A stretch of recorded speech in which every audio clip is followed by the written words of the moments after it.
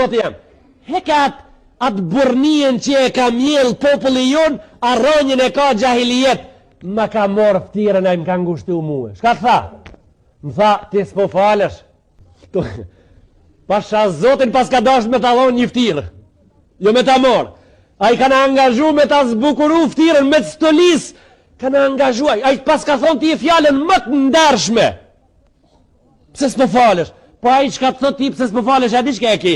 Mikun më të madh. Atë e ke njeriun që i donë me të marë për dore me të qunë punën më të mirë. Atë bane mik më një herë. A i që i cullit tani i thot mësu nguc biro. Shka e ke ata? Qaj që i thot gjallit tem mësu nguc e kam mikun më të madh ndu njohë dhe mik më të madh se a i s'kam. Shka boni aj? A i mdihmoj me eduku fëmijën tem. U bo mësusi i fëmijut. E ku mës me të bo mik? Ku mës me të bo mik? Ku kam unë mik më të madh se ti në këtë rast? Ma ke këshilu fëmijën me u bo i mirë.